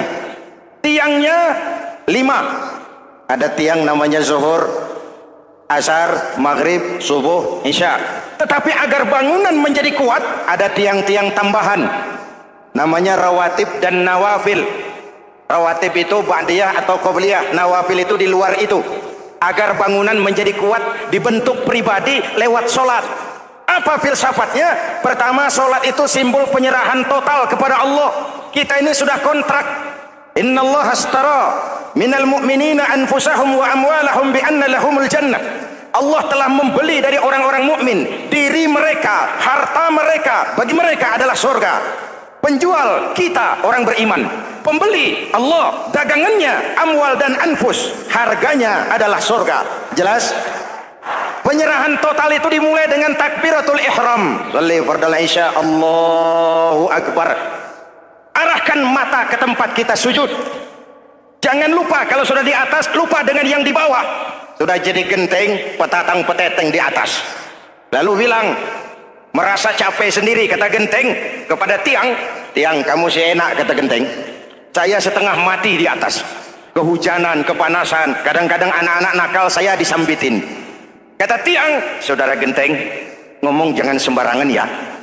Kamu kira kamu bisa nongkrong dan nangkring di atas, itu gara-gara siapa genteng? Kan saya yang sokong dari bawah. Kamu jadi pejabat tinggi, jadi anggota ini, anggota itu. Kami rakyat yang angkat. Jangan sudah di atas kami ditekan. Jangan agama dijadikan topeng untuk kepentingan pribadi. Berpolitik untuk kepentingan agama, ayo. Tapi menjual agama untuk kepentingan politik, itu yang merusak agama.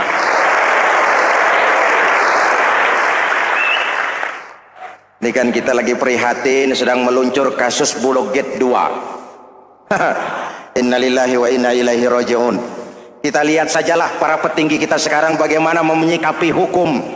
Sebab saya dengar ada bargaining, orang takut teriak maling sapi karena DE maling wedus.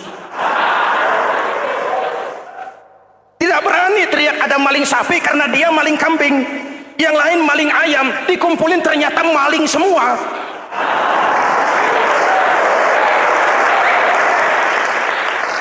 Hadirin yang saya hormati, ini melukai rasa keadilan.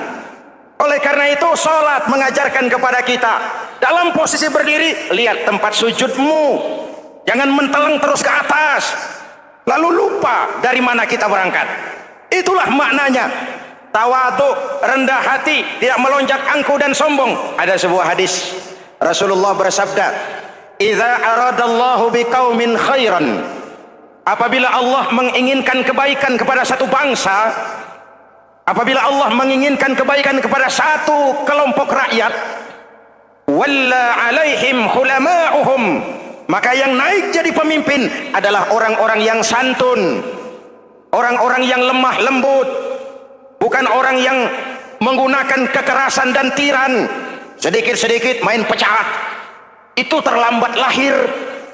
Mestinya lahir di zaman Hitler, mestinya lahir di zaman Benito Mussolini, atau kalau mau lebih klasik lagi di zaman Fir'aun. Kalau Allah menginginkan kebaikan kepada satu masyarakat, satu bangsa, satu negara, naiklah orang-orang yang santun, yang ngayomi, yang menjadi solusi dan jalan keluar untuk kepentingan rakyatnya, mampu memberikan keteladanan. Saya tertarik dengan pidato Presiden Cina pada saat dilantik. Cina, Presiden Cina pasti tidak tahu Pancasila, pasti tidak kenal Islam, tapi pidato pelantikannya, berikan saya 100 peti mati, yang 99 akan saya pakai buat koruptor, yang satu akan saya pakai sendiri kalau kamu lihat saya tidak benar. Luar biasa. Yang diperlukan sekarang ini keteladanan, hulama'uhum, sikap ngayomi, mencari jalan keluar, bukan memamerkan kekuasaan, memamerkan kekuatan, arogansi, menghormati perbedaan. Itu ciri demokrasi. Lalu wa qada bainahum ulama'uhum, yang memutuskan hukum adalah pakarnya, ulamanya, mengambil keputusan secara profesional sehingga rakyat beroleh apa yang namanya kepastian hukum, merasa hidup terlindungi, aman dan nyaman. Lalu yang ketiga, wa ja'alal mala fi asqiyaihim, peredaran harta, pergerakan ekonomi berada di tangan orang-orang yang pemurah, yang tidak mau kaya sendiri, tidak mau senyum di atas penderitaan orang lain, menari di atas bangkai saudaranya. Hadirin yang saya hormati, ini cirinya. Tapi sebaliknya kata Nabi, wa idza aradallahu biqaumin syarran, apabila Allah menghendaki kejelekan, keburukan bagi satu bangsa, walla alaihim sufaha'uhum, yang naik jadi pemimpin orang-orang durjana, orang-orang kurang ajar, tapi dipoles dengan topeng yang bagus. Ini musim topeng. Musim apa? Topeng. Topeng itu apa perlunya? Menyembunyikan wajah asli. Sekarang ini Dracula berwajah Arjuna. Ini musim topeng. Kita rakyat harus hati-hati dan punya filter, mampu memilah dan memilih.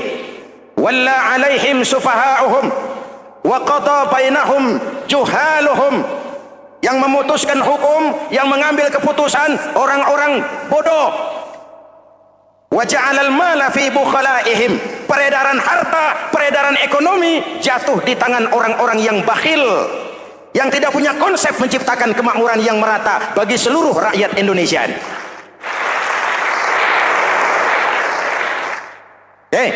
Kita kembali kepada tiang. Ini kan lagi cerita tiang tadi ya. Kalau sedang berdiri, lihat tempat sujud, jangan menteleng terus ke atas. Terserang penyakit tamak bin rakus alias serakah. Nah, selesai. Anggota badan yang paling terhormat ini kepala. Ketika sujud, sama rendahnya dengan telapak kaki. Allahu Akbar, yang besar cuma Allah. Apa bedanya saya dengan saudara? Tidak ada, kecuali saya ngomong saudara dengerin. Kita sama-sama beribadah, sama-sama mencari nilai tambah di hadapan Allah. Apa saya lebih penting dari saudara? Belum tentu. Apa saya lebih hebat dari saudara? Belum tentu. Perasaan lebih penting, lebih hebat, lebih jago, setan. Jelas? Ayo tundukkan kepala. Dia sama rendahnya dengan telapak kaki kita. Yang besar cuma Allah. Allahu Akbar. Lalu diakhiri dengan menebarkan salam. Assalamualaikum warahmatullahi. Assalamualaikum warahmatullahi. Menebarkan salam, mewujudkan rasa aman, damai, bukan menimbulkan keresahan. Hadirin yang saya hormati, ini karakteristik kita.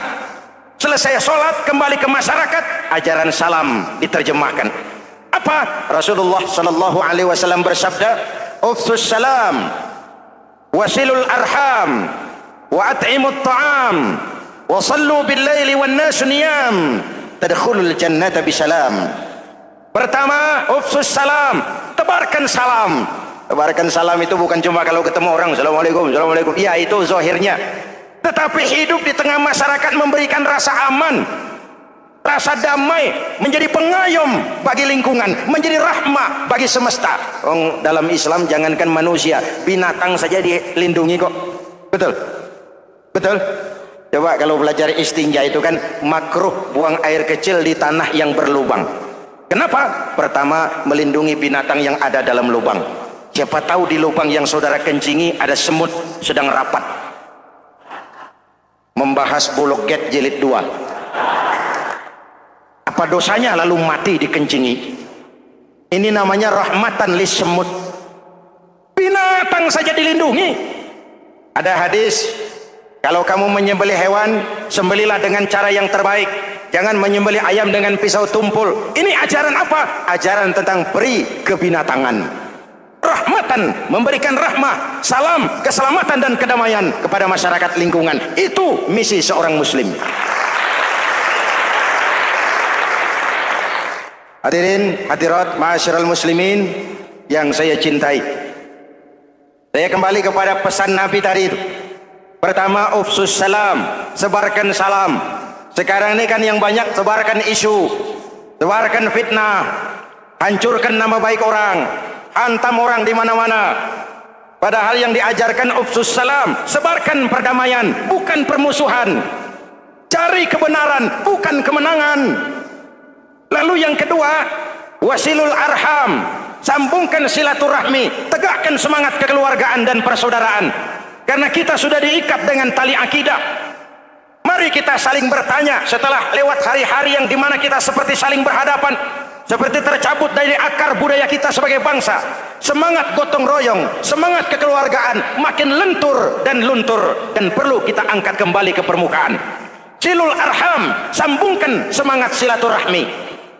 Wa at'imut ta'am, berikan makan orang-orang yang kelaparan, mempunyai kepekaan dan kepedulian. Jangan menari di atas penderitaan orang, jangan tersenyum di atas isak tangis tetangga. At'imut ta'am, mempunyai kepedulian yang tinggi. Wa sallu bil laili wan nasu niyam, bangunlah di keheningan malam ketika orang sedang tidur. Istilah saya, kalau mau telepon Allah, jangan lupa nomor teleponnya, 44342. Jumlahnya 17. Zuhur, asar, maghrib, isya, subuh, 44342. Jangan ragu-ragu, kalau angka cukup telepon sambung. Kalau angka kurang, hati-hati salah sambung. Pak, mau sambung yang lebih cepat bagaimana? Bisa, selain nomor itu, coba pakai sambungan langsung jarak jauh. Namanya SLJJ. Kapan? Tengah malam. tengah malam lebih murah. Lebih murah. Saluran kosong, telepon jarang yang pakai, orang banyak tidur. Wa minal laili fatahajjad bihi nafilatan lak asa ay yab'atsaka rabbuka maqaman mahmuda. Nun di keheningan malam, bangun. Seperti bapak-bapak ibu sering bangun tengah malam ya Bu? Ya. Ngapain? Kalau bangun tengah malamnya sih saya percaya, cuma urusannya apa? Kira bangun tengah malam mau tahajud, malaikat sudah mau nulis, cuma buang air kecil, tidur lagi. Hampir salah tulis saya.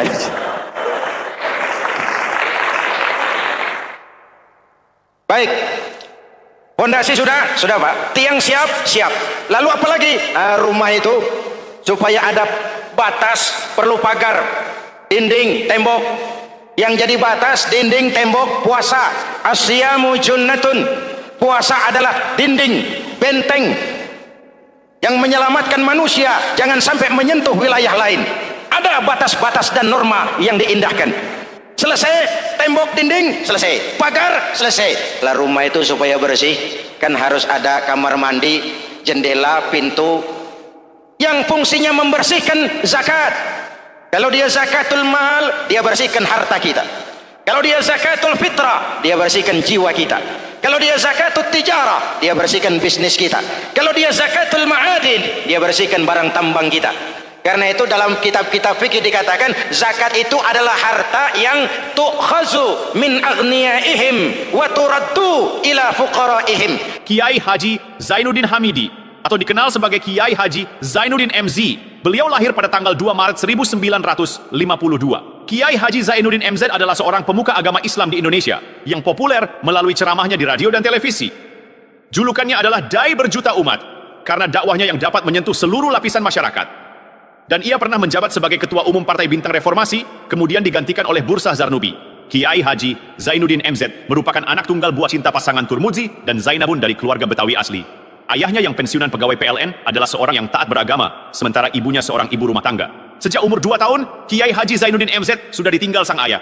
Untuk memenuhi kebutuhan hidupnya, sejak kecil Kiai Haji Zainuddin MZ sering membantu sang ibu untuk berjualan nasi uduk. Selama 6 tahun Kiai Haji Zainuddin MZ mengenyam pendidikan di bawah asuhan Kiai Haji Idam Chalid, ulama karismatik asal Kalimantan, sekaligus politisi ulung yang pernah menjabat sebagai Ketua MPR dan Ketua DPR pada periode 1971 sampai 1977. Kiai Haji Zainuddin MZ ini semakin dikenal masyarakat ketika ceramahnya mulai memasuki dunia rekaman. Kasetnya beredar bukan saja di seluruh pelosok Nusantara, tetapi juga ke beberapa negara Asia. Kiai Haji Zainuddin MZ pernah diangkat menjadi anggota Majelis Permusyawaratan Rakyat Republik Indonesia periode 1997 sampai 1999. Beliau pernah mengisi di suatu acara TV seperti acara Tabligh Akbar Ramadan, Indosiar mulai dari tahun 2000 sampai tahun 2001. Acara TV pengantar sahur dan berbuka puasa, Indosiar dari tahun 1999 sampai 2002.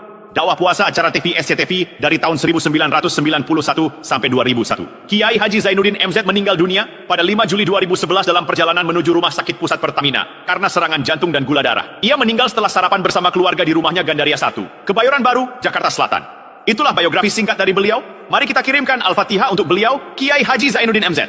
Jikalau kuat fondasi, aman bangunan. Jikalau rapuh fondasi, lentur dan luntur bangunan. Maka kuat atau tidak kuatnya bangunan Islam kita bergantung kepada keyakinan dasar tadi, fondasi. Saya bersaksi tidak ada Tuhan selain Allah, artinya saya tidak akan menyembah kecuali hanya kepada Allah. Orang yang benar fondasinya beres sujudnya. Kalau saya yakin tidak ada Tuhan selain Allah, saya tidak akan minta rezeki kecuali hanya kepada Allah. Orang yang benar fondasinya giat bekerjanya, jauh dari tipu menipu, jauh dari renten, jauh dari riba, jauh dari korupsi, jauh dari judi. Keyakinan memberikan warna terhadap bentuk kepribadian. Kalau saya yakin tidak ada Tuhan selain Allah, saya tidak akan pernah takut kecuali hanya kepada Allah. Saya tidak akan melarikan persoalan kecuali hanya kepada Allah. Saya tidak akan menggantungkan hidup kecuali hanya kepada Allah. Saya tidak akan minta tolong kecuali hanya kepada Allah. Meresap ke dalam jiwa. Untuk keyakinan seperti ini, orang-orang tua kita dahulu berlinang air mata, bersimbah darah, bahkan berkorban nyawa, melaksanakan hijrah untuk mempertahankan keyakinan. Ini intan paling mahal dan ini mutiara paling berharga. Zaman boleh berubah, tapi fondasi tidak boleh goyah. Masa boleh berganti, tapi fondasi jangan sampai mati. Karena iman kita hidup, untuk iman kita berjuang, dan dalam iman kita ingin kembali menghadap Allah Subhanahu. Masih ingat cerita tentang Bilal? Masih? Mengulang kaji saja. Bilal itu budak sahaya. Ketika masuk Islam dipanggil oleh majikannya. Bilal, iya bos. Saya dengar kamu masuk Islam ya? Iya bos. Kok berani-beraninya kamu masuk Islam? Memangnya kamu budak siapa Bilal? Ya budak bos. Bos. Kamu kerja sama siapa? Sama bos. Bos. Yang gaji kamu siapa? Ya bos. Nah, kamu kan ngerti Bilal. Kamu budak saya, kamu kerja dengan saya, yang gaji kamu saya, yang beri makan saya. Kenapa? Kok beraninya masuk Islam padahal kamu belum saya kasih izin? Bos, bos boleh beli badan saya, tapi jangan mimpi bisa membeli jiwa saya. Tuhan boleh kuasai badan saya, tapi jangan mimpi bisa menguasai keyakinan saya. Saya memang benar Tuhan yang gaji, tapi kan saya digaji, saya kerja.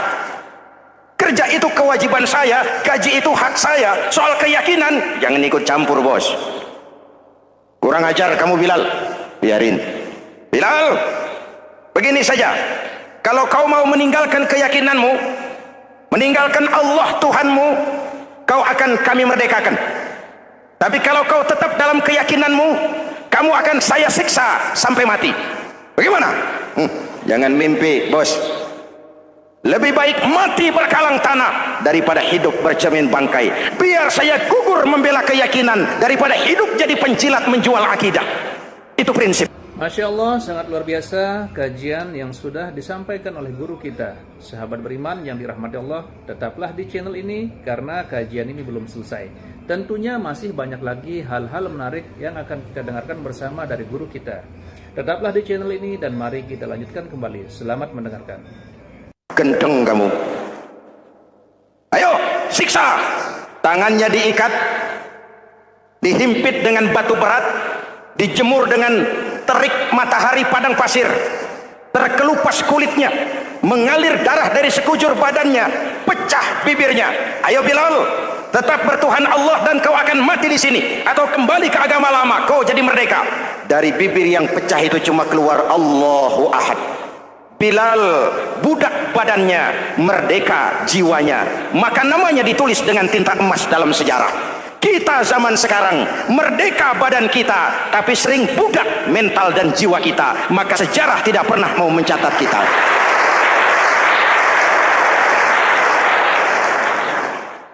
Ma'asyiral muslimin yang saya cintai, fondasi sudah. Lalu apa lagi? Mulai memancangkan tiang.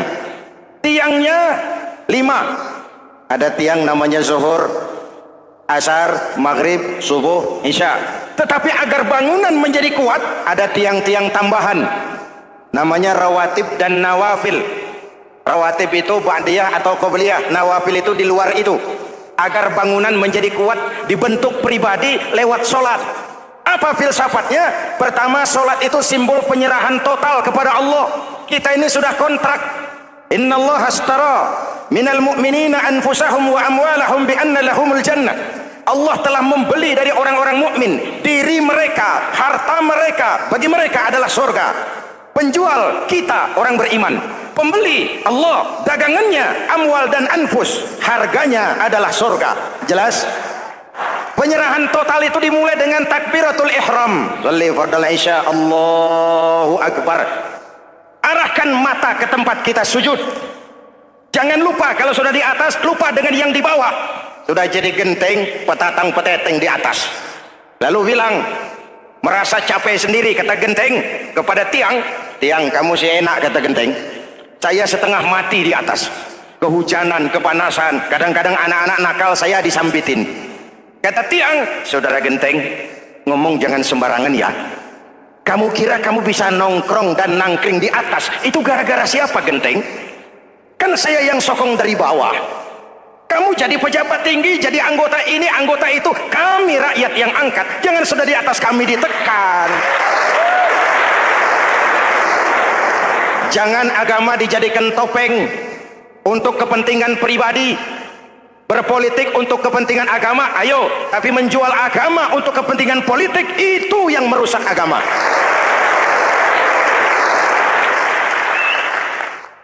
Ini kan kita lagi prihatin sedang meluncur kasus Bulog Gate 2. Innalillahi wa inna ilaihi raji'un. Kita lihat sajalah para petinggi kita sekarang bagaimana menyikapi hukum. Sebab saya dengar ada bargaining, orang takut teriak maling sapi karena DE maling wedus. Tidak berani teriak ada maling sapi karena dia maling kambing. Yang lain maling ayam, dikumpulin ternyata maling semua.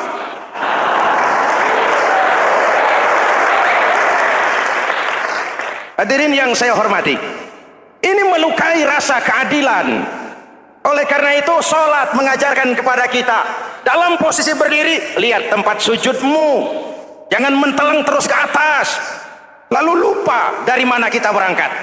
Itulah maknanya tawadhu, rendah hati, tidak melonjak angkuh dan sombong. Ada sebuah hadis Rasulullah bersabda, idza aradallahu biqaumin khairan, apabila Allah menginginkan kebaikan kepada satu bangsa, apabila Allah menginginkan kebaikan kepada satu kelompok rakyat, walla alaihim hulama'uhum, maka yang naik jadi pemimpin adalah orang-orang yang santun, orang-orang yang lemah lembut, bukan orang yang menggunakan kekerasan dan tiran, sedikit-sedikit main pecat. Itu terlambat lahir. Mestinya lahir di zaman Hitler, mestinya lahir di zaman Benito Mussolini, atau kalau mau lebih klasik lagi di zaman Fir'aun. Kalau Allah menginginkan kebaikan kepada satu masyarakat, satu bangsa, satu negara, naiklah orang-orang yang santun, yang ngayomi, yang menjadi solusi dan jalan keluar untuk kepentingan rakyatnya, mampu memberikan keteladanan. Saya tertarik dengan pidato Presiden Cina pada saat dilantik. Presiden Cina pasti tidak tahu Pancasila, pasti tidak kenal Islam, tapi pidato pelantikannya, berikan saya 100 peti mati, yang 99 akan saya pakai buat koruptor, yang satu akan saya pakai sendiri kalau kamu lihat saya tidak benar. Luar biasa.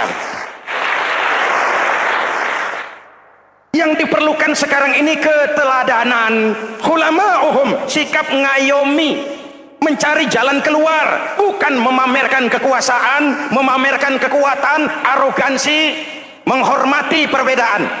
Itu ciri demokrasi. Lalu wa qadha bainahum ulama'uhum, yang memutuskan hukum adalah pakarnya, ulamanya, mengambil keputusan secara profesional sehingga rakyat beroleh apa yang namanya kepastian hukum, merasa hidup terlindungi, aman dan nyaman.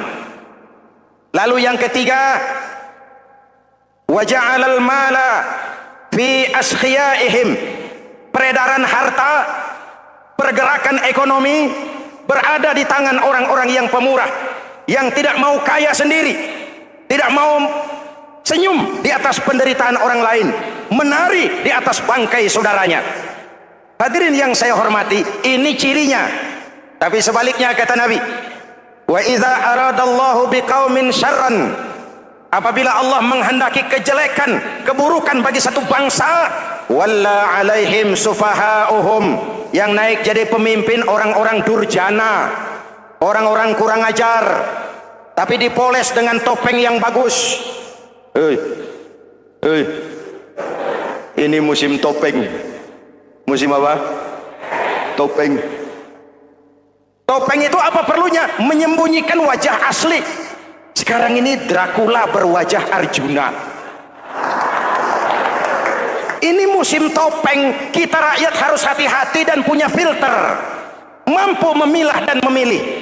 Walla alaihim sufahauhum wa qada bainahum juhaluhum. Yang memutuskan hukum, yang mengambil keputusan orang-orang bodoh. Wa ja'alal mala fi bukhalaihim. Peredaran harta, peredaran ekonomi jatuh di tangan orang-orang yang bakhil, yang tidak punya konsep menciptakan kemakmuran yang merata bagi seluruh rakyat Indonesia.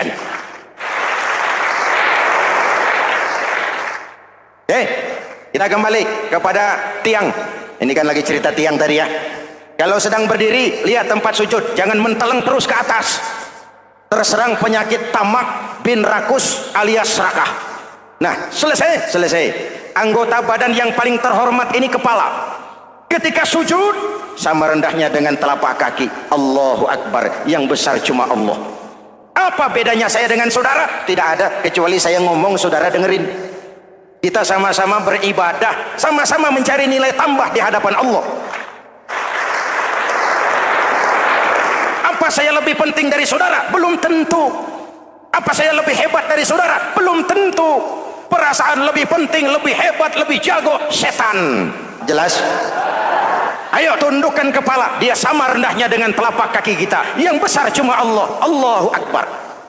Lalu diakhiri dengan menebarkan salam. Assalamualaikum warahmatullah. Assalamualaikum warahmatullah. Menebarkan salam, mewujudkan rasa aman, damai, bukan menimbulkan keresahan.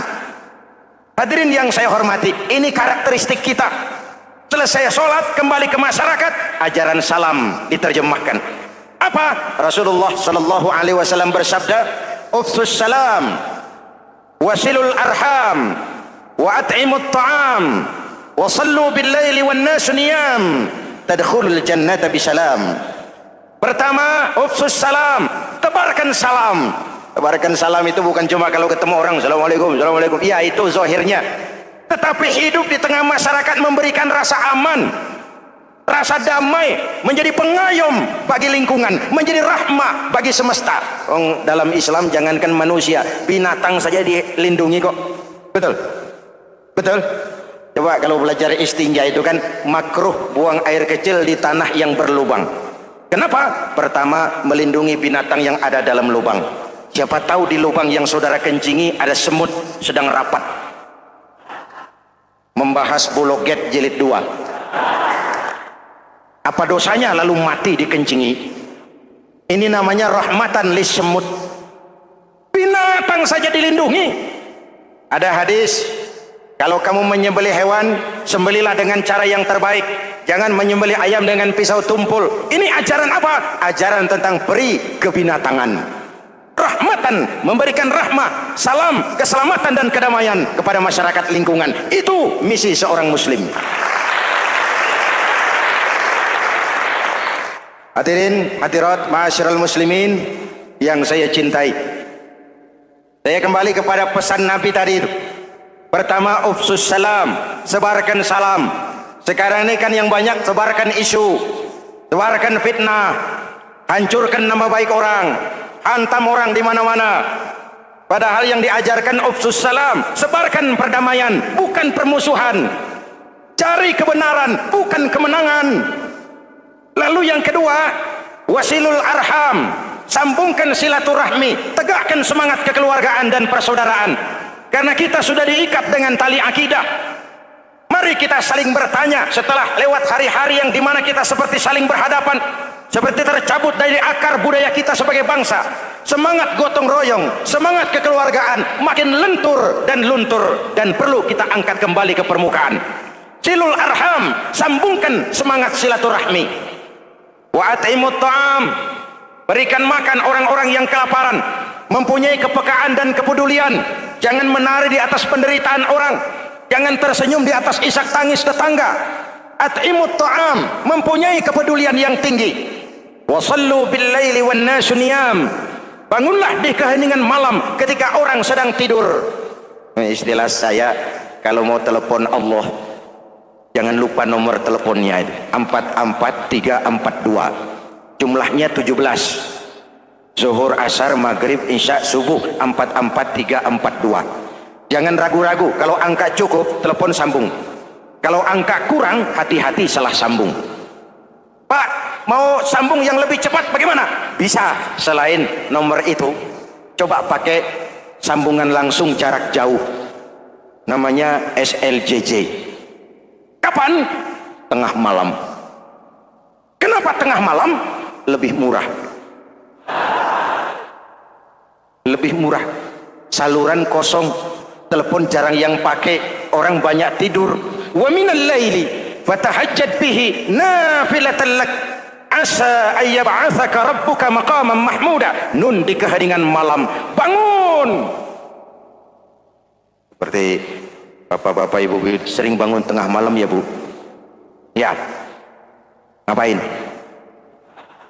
Kalau bangun tengah malamnya sih saya percaya, cuma urusannya apa? Kira bangun tengah malam mau tahajud, malaikat sudah mau nulis, cuma buang air kecil, tidur lagi. Hampir salah tulis saya.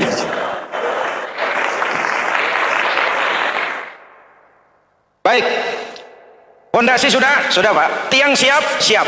Lalu apa lagi? Nah, rumah itu supaya ada batas perlu pagar, dinding, tembok. Yang jadi batas, dinding, tembok, puasa. Asyamu junnatun. Puasa adalah dinding, benteng yang menyelamatkan manusia jangan sampai menyentuh wilayah lain. Ada batas-batas dan norma yang diindahkan. Selesai, tembok, dinding, selesai. Pagar, selesai. Lah rumah itu supaya bersih, kan harus ada kamar mandi, jendela, pintu, yang fungsinya membersihkan zakat. Kalau dia zakatul mal, dia bersihkan harta kita. Kalau dia zakatul fitrah, dia bersihkan jiwa kita. Kalau dia zakatul tijarah, dia bersihkan bisnis kita. Kalau dia zakatul ma'adin, dia bersihkan barang tambang kita. Karena itu dalam kitab-kitab fikih dikatakan zakat itu adalah harta yang tu'khazu min aghniyaihim wa turaddu ila fuqaraihim. Jikalau kuat fondasi, aman bangunan. Jikalau rapuh fondasi, lentur dan luntur bangunan. Maka kuat atau tidak kuatnya bangunan Islam kita bergantung kepada keyakinan dasar tadi, fondasi. Saya bersaksi tidak ada Tuhan selain Allah, artinya saya tidak akan menyembah kecuali hanya kepada Allah. Orang yang benar fondasinya beres sujudnya. Kalau saya yakin tidak ada Tuhan selain Allah, saya tidak akan minta rezeki kecuali hanya kepada Allah. Orang yang benar fondasinya giat bekerjanya, jauh dari tipu menipu, jauh dari renten, jauh dari riba, jauh dari korupsi, jauh dari judi. Keyakinan memberikan warna terhadap bentuk kepribadian. Kalau saya yakin tidak ada Tuhan selain Allah, saya tidak akan pernah takut kecuali hanya kepada Allah. Saya tidak akan melarikan persoalan kecuali hanya kepada Allah. Saya tidak akan menggantungkan hidup kecuali hanya kepada Allah. Saya tidak akan minta tolong kecuali hanya kepada Allah. Meresap ke dalam jiwa. Untuk keyakinan seperti ini, orang-orang tua kita dahulu berlinang air mata, bersimbah darah, bahkan berkorban nyawa, melaksanakan hijrah untuk mempertahankan keyakinan. Ini intan paling mahal dan ini mutiara paling berharga. Zaman boleh berubah, tapi pondasi tidak boleh goyah. Masa boleh berganti, tapi pondasi jangan sampai mati. Karena iman kita hidup, untuk iman kita berjuang, dan dalam iman kita ingin kembali menghadap Allah Subhanahu. Masih ingat cerita tentang Bilal? Masih? Mengulang kaji saja. Bilal itu budak sahaya. Ketika masuk Islam dipanggil oleh majikannya. Bilal, iya bos. Saya dengar kamu masuk Islam ya? Iya bos. Kok berani-beraninya kamu masuk Islam? Memangnya kamu budak siapa Bilal? Ya budak bos. Bos. Kamu kerja sama siapa? Sama bos. Bos. Yang gaji kamu siapa? Ya bos. Nah, kamu kan ngerti Bilal. Kamu budak saya, kamu kerja dengan saya, yang gaji kamu saya, yang beri makan saya. Kenapa? Kok beraninya masuk Islam padahal kamu belum saya kasih izin? Bos, bos boleh beli badan saya, tapi jangan mimpi bisa membeli jiwa saya. Tuhan boleh kuasai badan saya, tapi jangan mimpi bisa menguasai keyakinan saya.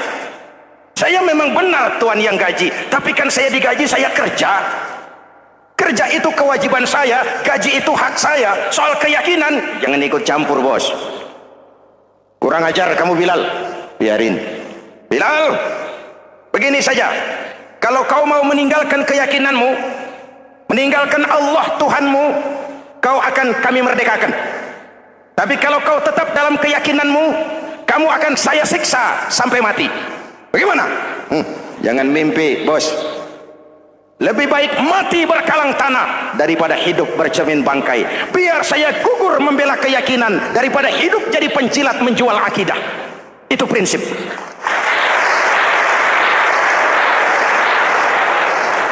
Gendeng kamu. Ayo, siksa.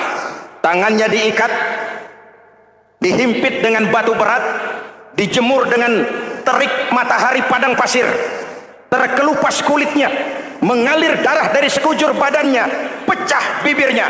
Ayo Bilal, tetap bertuhan Allah dan kau akan mati di sini, atau kembali ke agama lama, kau jadi merdeka. Dari bibir yang pecah itu cuma keluar Allahu Ahad. Bilal, budak badannya, merdeka jiwanya. Maka namanya ditulis dengan tinta emas dalam sejarah. Kita zaman sekarang merdeka badan kita, tapi sering budak mental dan jiwa kita. Maka sejarah tidak pernah mau mencatat kita.